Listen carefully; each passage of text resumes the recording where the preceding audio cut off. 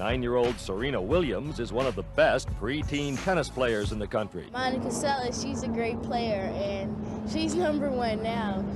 And she's only 16. She's the youngest #1. So I want to make a record just like she did, like be #1 when I'm 15 or something. Open the stand, right there straight through. There you go. That's great. Serena's first major title came in 1999 when she won the US Open. It's really big news, especially for African American tennis, because I'm the first actually black woman to win a major title since Althea Gibson. That was in 41 years. It's good news for the minorities and just a different group of people. And nearly 26 years later, she brings good news to minorities and different groups of people. Peace and blessings minus the stressing. I pray you walk in the divine path for which you were destined. It is your brother and business king, Rob, back with another one again, another installation of our high-profile business here on the MACC Global channel, where we discuss music, arts, culture, and commerce, and the finer things that move society. Let's jump right into it. The whole world knows Serena Williams, I would imagine, at least the vast majority of it. You know, we grew up on watching her compete and set records and be just a symbol of excellence on the tennis court and in real life from what we've been shown.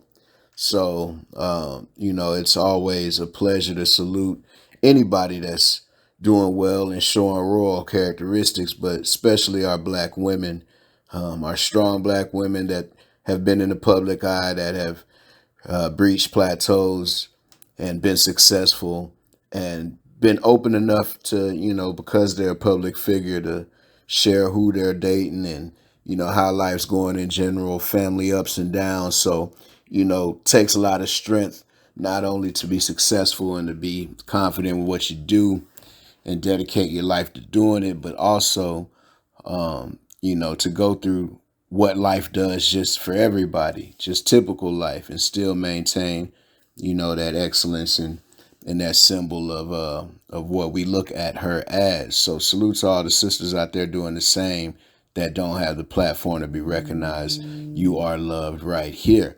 But let's get into what Miss Williams has done, or should I call her Mrs. Ohani? And hope I said that right. Y'all know if you're new to my channel, I'll be butchering names, and there ain't no reason for it, but it's all good. Salute to them. But power couple, if you've ever seen such, co-founder of Reddit, Alex Ohanian, and Serena Williams, and, her accolades and stint in athletics, but her also newer ventures, which is Serena Ventures, her investment fund that has invested in 14 companies that have gone on to reach a unicorn status, which is a value of $1 billion or more. So leveraging, the athletics and leveraging your image and whatever funds and investments that you've made, because she started investing in 2014, and following her retirement in 2022 is when she really pursued starting up the investment funds. So she had already been a veteran of a decade, nearly a decade of investing, and chose to get into the venture capitalist space to open up opportunities and a lane for more women and people of color. So it's a great diverse blend that her portfolio contains. And as you can see, they've been putting the rubber to the road because 14 of her companies have hit $1 billion or more. So, salute to her and to those companies. But let's look into a little bit more of the history of the startup. The venture capital fund was specifically designed to champion women and underrepresented founders, people that don't normally get a shot. When you think in VC lane and you think in high money moves, it's generally regulated to a small group of people. And, every once in a while, some of us have slipped through the cracks, especially in this new information age. I think there's a lot more opportunity, or at least access to information, than before. She's quoted to say, "I invest in a lot of companies, early companies, and I've always done this. I've actually been investing for over 14 years and just been an entrepreneur while I was playing tennis. It's super important for me to make a plan B while I was doing my plan A." Chutch. She didn't say that. I said that. Williams explained in a TikTok video. So the VC endeavor really resulted from her discovering the real evident absence of venture capital directed towards certain demographics, which is obvious, but that's a good thing about life and being successful. You look and see what's missing in this world, and if you can figure out how to provide it, then that, almost guarantees you wealth right there. But back to Serena, she said that, when she noticed that, it prompted her to be a vessel for change, So the website notes that the company's portfolio is comprised of 79% underrepresented founders, which covers, that casts a wide net. 54% women founders, 47% Black founders, and 11% Latino founders. She's quoted also to say that I learned that less than 2% of all VC money went to women, Williams explained in a TikTok video. And when I first heard that, I actually thought it was a misquote. I thought, well, they can't be real. Like, we're talking about trillions of dollars, and what do you mean less than 2% of that goes to women? I learned that when I first started investing, and I learned that that actually was true, and that was something that was happening. And so I knew right then and there that one day I wanted to raise a fund or raise money and invest in women. Same way I feel about family, and blood, the ones that I know, the small circle that I have that I know, what their goals, what they aspire to have. So, structure my holding company and make my little moves until one day we can do the same, But that's why stories like this interest me and inspire me, especially from, from anybody, but especially from Black people, from women, and from people that really got it out the mud, Serena's also been quoted as saying, I also learned that even less went to people of color. I thought, my goodness, I'm a Black woman, and say my name in Serena Williams, or I hadn't had a career, that means I would have less than a 2%, a fraction of a chance to get money if I want to start a company. So, part of the job of the individual is to get out there and educate themselves. And then it's beautiful to see that somebody who has done it is providing a lane and a helping hand to pull those up that are trying and just might not have, the access. So that's a beautiful thing, man. I want to say we all should do it, but I'm a realist. I know what, that's not everybody's, that's not everybody's path.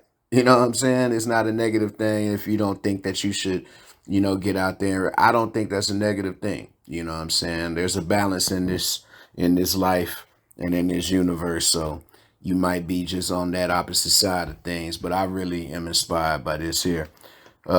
She was really determined, as investing will do. It's an addictive thing. So she invested in more than 85 companies. And then she has a huge portfolio that involves a lot of diversity, including a healthcare startup, HUED. I'm not sure what that is, but you've also got the, I think, more marketed Parfait, which is the artificial intelligence platform specializing in customizable wig products. And, both of those are led by Black women. So true to form and very innovative, unique things. So pushing the culture forward, She invested in Masterclass EdTech startup. I got to educate myself on what that is, but it was valued at $2.75 billion, and that was in 2021. So, she's been doing what she's been doing for a little minute. It's people like me that's just really finding out about it. So I had to highlight it because that's what we do here in music, arts, culture, and commerce. We take high profile individuals, especially athletes that have, segued, name and likeness and performance and legacy in athletics and, made something happen. Because not every artist or every talented person gets paid, unfortunately. We've seen more than a fair share of individuals, and y'all can drop some names in the comments, because I am doing, highlighting the successes and the fails on the high profile celebrity side. So there will be some, early Mike Tyson and MC Hammer stories that I cover, before they got financially literate and bounced back and did their thing. So, yeah, but that's going to wrap it today. Make sure you hit me up if you need any Houston, Texas market knowledge, if you plan on moving, if you just want to know what's going on with our market out here housing-wise. I got you. And other than that, y'all stay safe out there. Peace and blessings. Until next time. I said I'm up early, first to hit the block. I know the hustle guys smile at me.